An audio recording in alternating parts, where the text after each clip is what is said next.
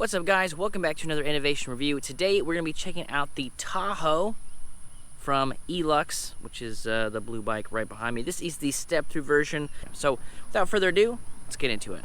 Like we mentioned in the intro, this is the Tahoe step-through from ELUX. They also have a step-over version, which I will be showcasing later in the review. But before we dive into the specs on this bad boy, I want to talk a little bit about the company, which is ELUX right here. So ELUX was actually the first company to produce a fat tire beach cruiser looking bike like this. So they were the original one. Now there's a couple other companies that have stuff that's similar, but the OGs in the space, again, the first people to put fat tires on this beach cruiser style bike that was electric was ELUX. So they've been around for a long time. They've had plenty of years to make changes and improvements and upgrade it.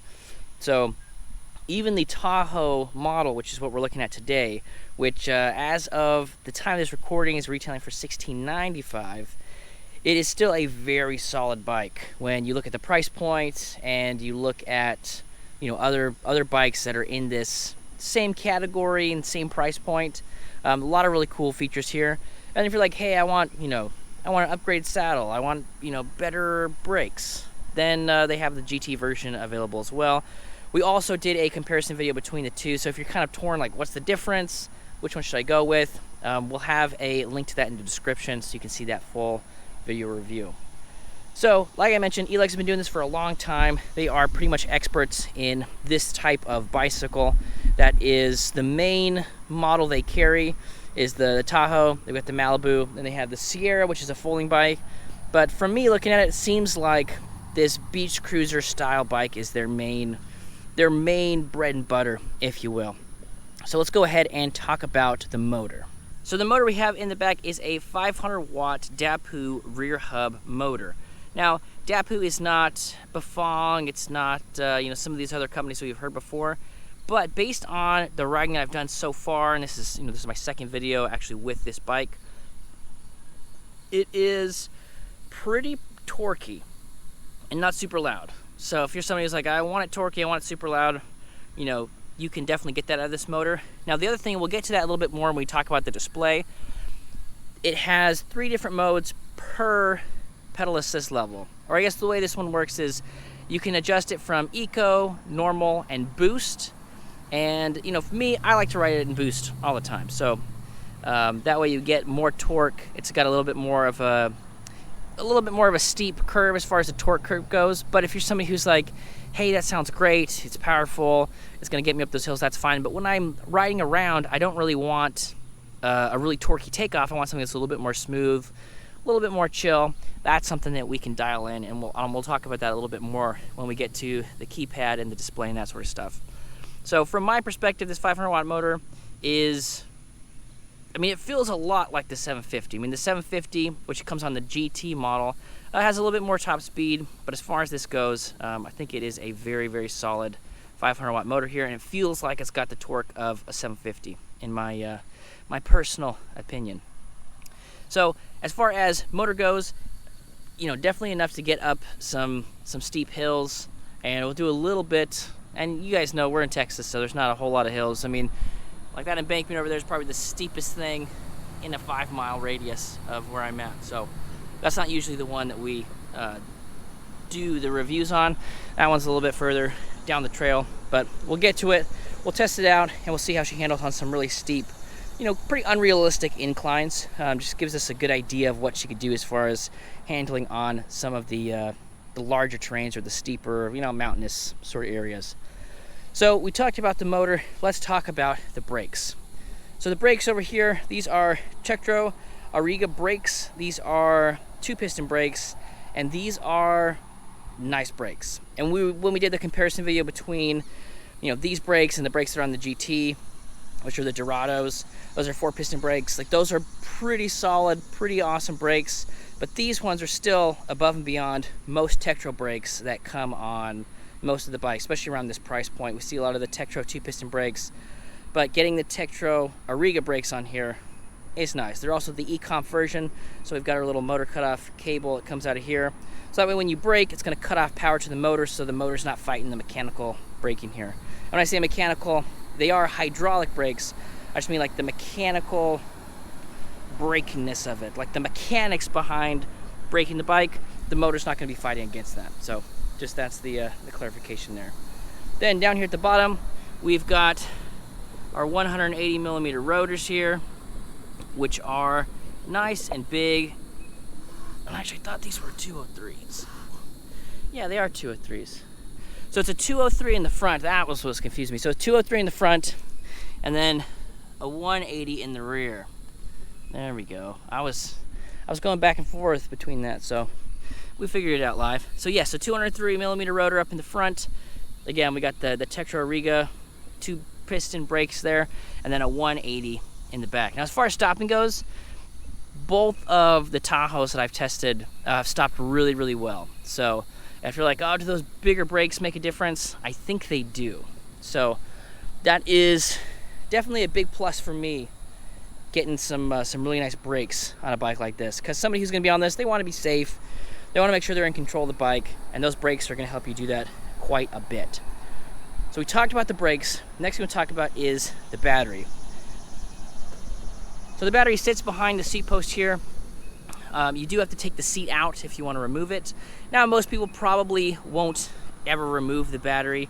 It's just one of the things that's nice to be able to do. So if you're somebody who's like, I'm never really going to take the battery out, it doesn't really matter that it's not integrated, or you got to take the seat off or whatever, because you'll never have to do that. And so right now it's in the on position because I wrote it over here. And I've got the keys zip tied to here so I don't lose them. I've got about 10 different review bikes in my garage right now. So having a bunch of keys floating around is not ideal. So these are not normally zip tied here. I think that's the way it came, but I just left it there because, again, that way I know those keys go with that bike. So batteries time. We've got a 14.5 amp hour here. It's a 48 volt system. All their bikes are 48 volts. So 48 volt system, 14.5 amp hour battery. Now, you do have the option to upgrade to a 20 amp hour battery. It's the same size. It'll sit back here, just like the 14.5. So if you're somebody who, like, I like that $16.95 price point, I like all the things I get with it, I just wish I had a little bit more range, you do have that option to get a little bit more range if that's something that you want to do. We've got a battery indicator here at the top. So you can see if you press this. I'll show you the battery. It's pretty bright outside, and these little lights that are in here aren't super bright, but it will tell you how much battery's in there. I think we're at 100%, or at least 75. So charging ports here on this side, just a regular style charging cord that we're all used to. Kaboom. Now this cover, it snaps in here pretty good. You can see that. So definitely feels like it's not going anywhere. And this is something where, it's a very small detail, but a lot of companies sort of get that wrong. Or you're sitting there and you're fighting and you're wrestling with, some of these freaking covers that are on here. This one's nice. It just snaps in and you're good to go. So as far as the battery goes, 14.5, pretty standard, but you do have the option to upgrade it to a 20 amp hour, which is pretty dope. So the next thing we'll talk about, we talked about the battery, talked about the motor, we talked about the brakes. To me, those are some of the big things to look at when you're looking at a bike. Now, brakes, sort of easy to change out if you're gonna look for that, but the battery it comes with, the motor it comes with, those are sort of some of the bigger components that you would probably more leverage to make a e-bike buying decision. So we talked about those. The next thing we talk about is the display. So to turn it on, hit a little power button over here, press and hold that, turn it on. Oh wait, did I turn this off? No, I turned it on. You just press it. Yeah, just press it. I keep holding it down. So it's going to show you a couple different things. It's going to show you your BMS up here in the corner. Let me get a good, there we go. Let's show us our BMS. So we're at 51.5 volts, means this thing is pretty fully charged. Now this is the mode thing I was talking about earlier. So we got modes here. It's power, normal, and eco. And to change that, you hold down the set button over here, and then it's going to flash. Now set 0, you can do a couple of different things in here, but now we can switch between normal and eco. So if you're like somebody who's like, hey, I want like a little bit less of a power curve, something that's a little bit easier to ride around on, switching it to eco versus normal or power is going to be the way to go. Now I'm gonna put it in power because that's the way I like it. And then we hold set down again, and that'll save the stuff. So the other things we can see here as we press the set button, we can cycle through time, odometer, trip 1, trip 2. So there's a couple of different things that we can see here. To go up and down with our pedal assist levels, we'll press the plus button here, and that's going to raise our pedal assist level up to 5, back down to 0. Now, one of the things I always checked is to see if the throttle works when it's in 0, which it does here. Now, if it were me, I would probably disable the throttle in 0, and the only reason is it's kind of a safety thing. And if you think about it, you know, you're at the beach, you're hanging out with your friends, somebody's like, oh, let me hop on it.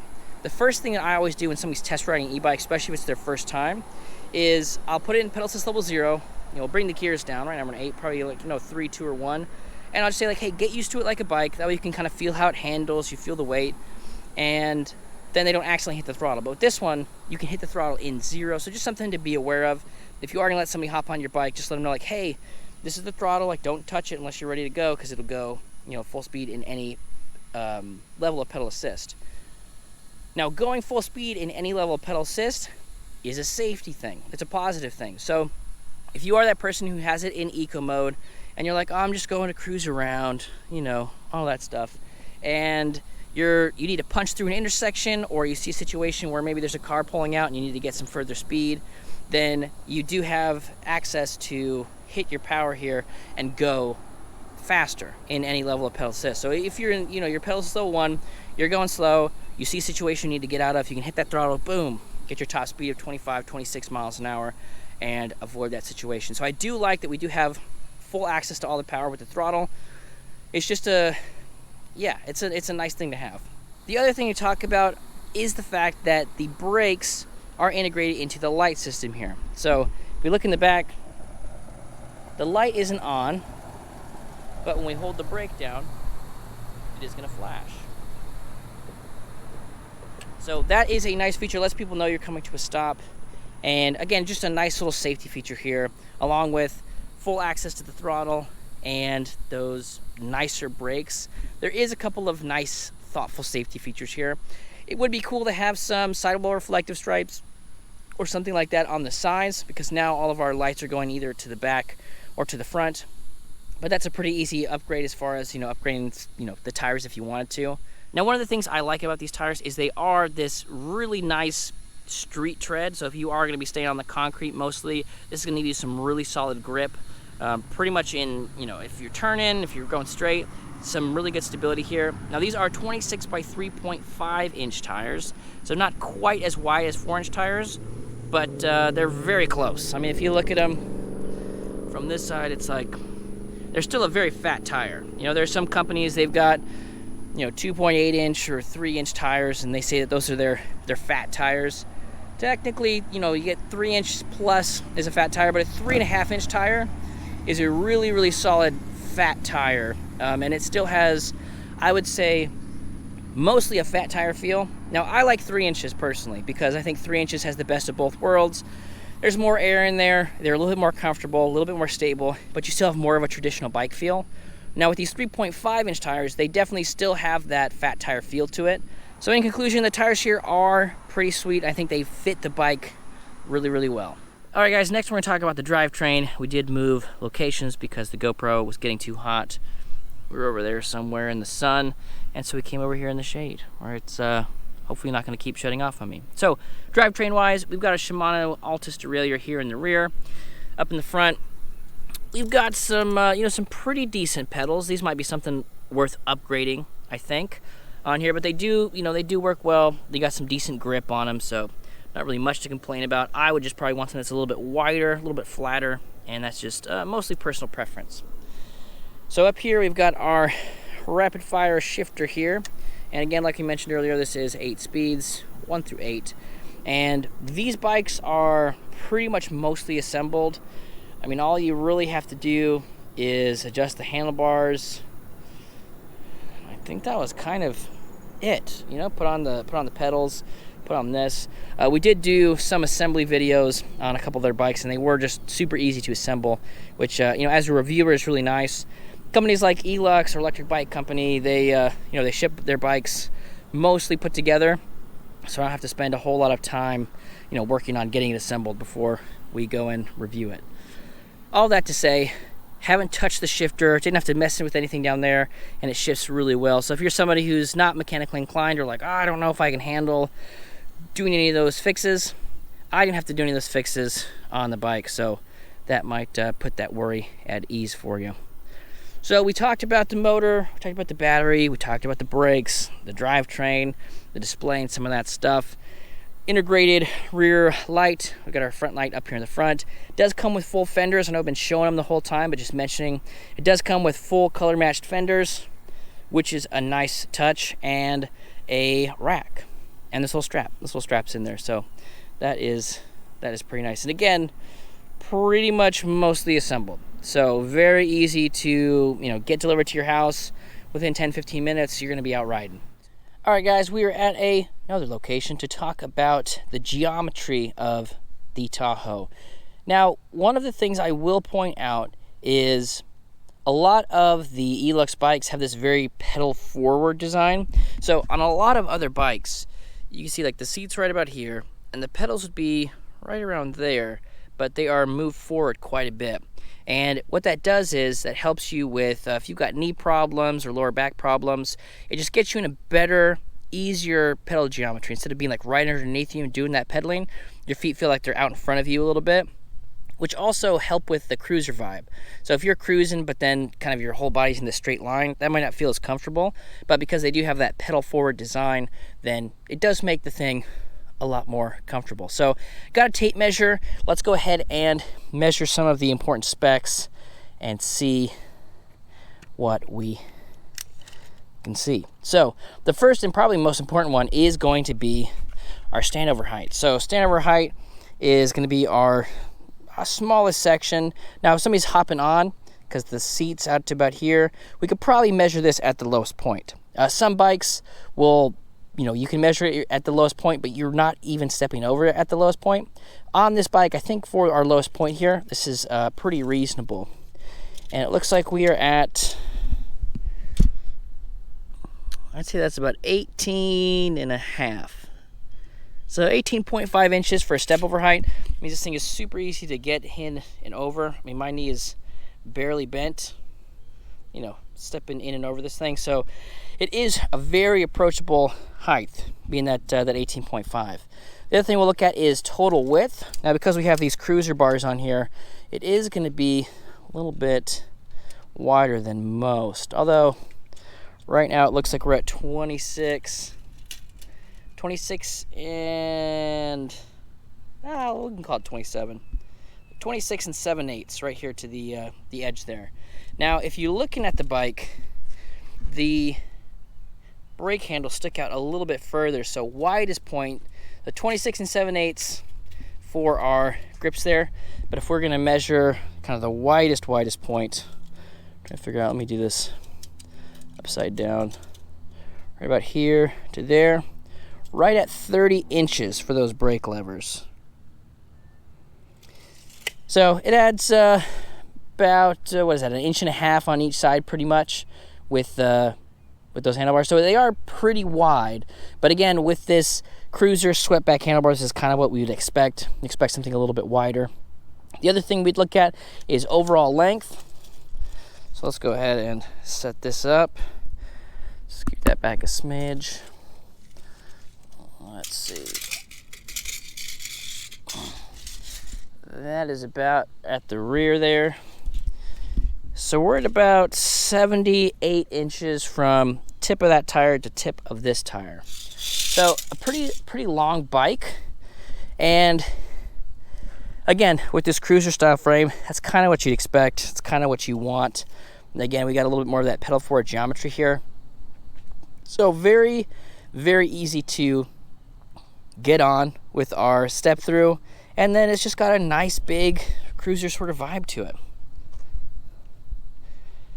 So that is pretty much it for the geometry. Now, as I had mentioned a couple times in this video, the step over is going to have pretty much all of the same components. The only thing that's really different is the frame, and so that will be the step over height. So if you're somebody that's worried about step over height, I'll have a picture for the step over with those dimensions right here. Other than that, they're the same bike. So if you're looking at geometry, that the main difference is going to be step over versus step through, which you can see the step through here. So that might make your decision. If you're like, well, I need the step through for, you know, X number of reasons, then they're basically the same bikes. So guys, I think that will do it for our discussion of the specs. We covered all the important stuff here, but if you have any questions about ELUX as a company or any of the specs, we can discuss those in the comments below. So thank you guys so much for hanging out with us, and let's either end the video or do the ride test. I don't know where I'm going to put this in the video, so there you go. All right guys, we're out here for the ride test. Now to turn the bike on, like I mentioned, we're going to short press this, or short hold it, except at 28 inches. And then we are going to put it in pedal assist level 1 and do some pedaling. Now again, nice downshift here. Again, shifts through all these gears real nice. So starting out in 1, 2, 3, 4, 5, 6, 7, and 8. All shift real nice. So we'll go ahead and put in pedal assist level 2. We're going about 8 or 9 miles an hour in 1. About 12 in 2. 13, 14 in 3. 4, we get a little pickup here. 4 feels like it's taking us up to about 18 miles an hour here. And then 5 should take us to our top speed. Well, not blasting through this water, guys. But we do have full fenders.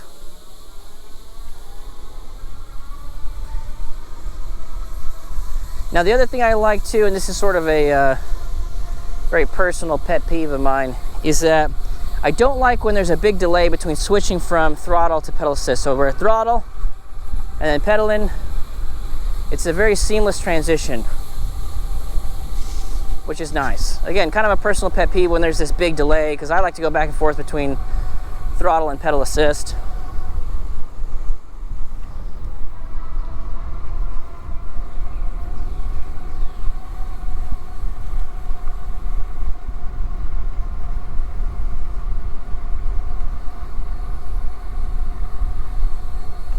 And look at that, like that we are cruising.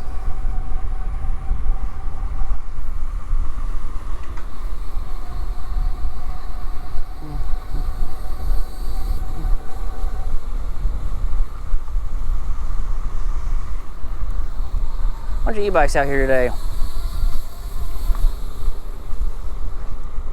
Bunch of kids running up a hill over there. Funny, just go up next to them and just throttle up the hill. That'd be silly.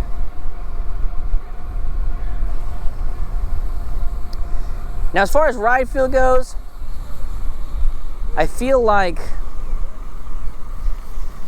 the Tahoe is fairly comfortable, even when compared with the GT. Now, the seat post suspension on the GT it's a little bit more robust, a little bit nicer, but I still have some decent up and down movement here on this one. And test out the brakes in 3, 2, 1. Sounds like a car. This is those road tires. But it stops pretty good. Again, I feel like I got a lot of control here. Yeah, that is nice. Having nice brakes on an e-bike is definitely the way to go. People out here pedaling, I'm just throttling around.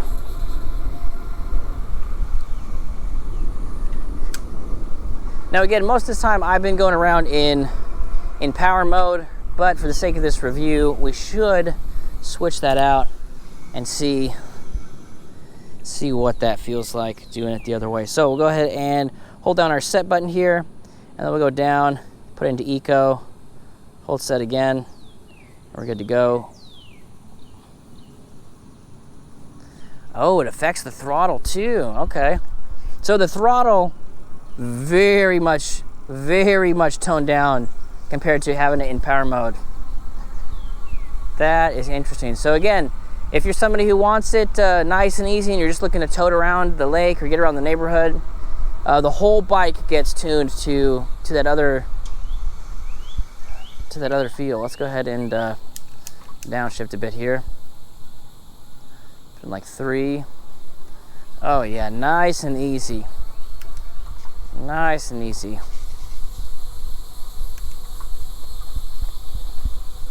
And 4. So it looks like it is going to all the same top speeds as it was when we were in power mode, but it's just getting there a lot smoother.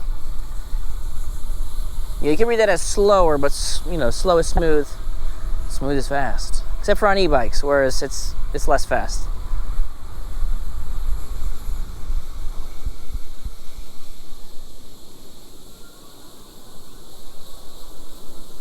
That is cool. So it's pretty much like having 3 different bikes here. So the eco mode bike is very low curve on the power here.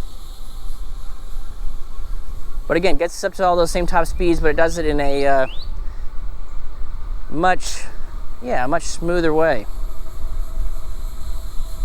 So that's kind of nice. So if you get the bike and you're just starting out, you can put it in eco mode, get used to it. After a while, you can throw it up to normal. Now we're getting up to the hill here, so I'm going to put it back in power mode because it wouldn't be quite fair testing it in anything else. Let's see. Yeah, much more get up and go in power mode. That is cool.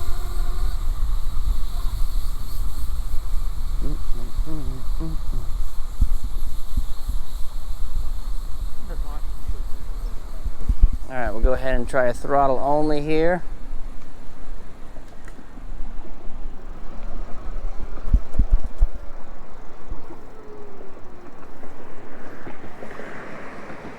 She did it.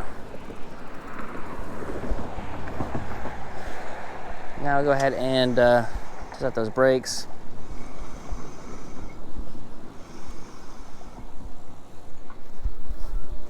Now let's downshift.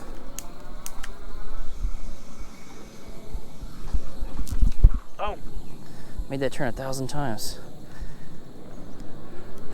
All right, we'll do a little pedaling up it, see if throw a little assistance behind it helps it climb a little better.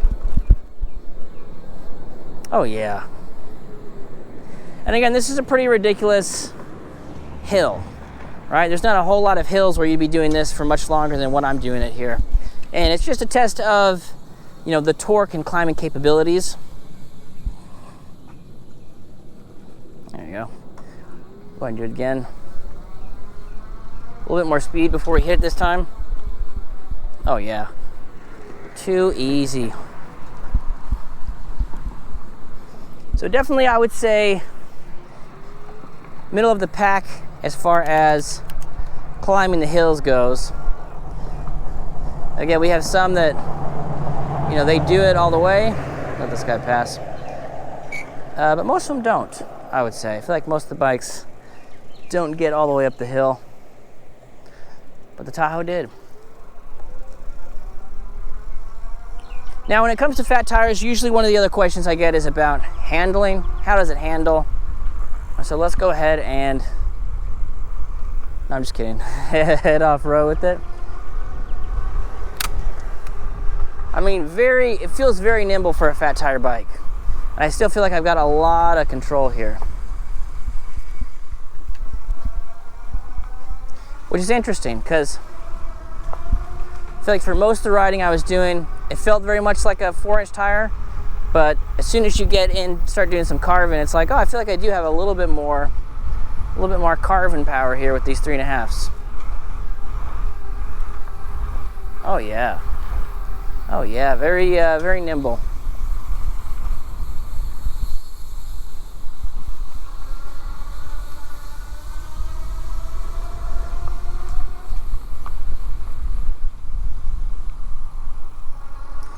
Well guys, I think that is going to do it for our review on the Tahoe from ELUX. If you guys got any questions for me, let me know down in the comments. Love talking to you guys, and we'll catch ya on the next one.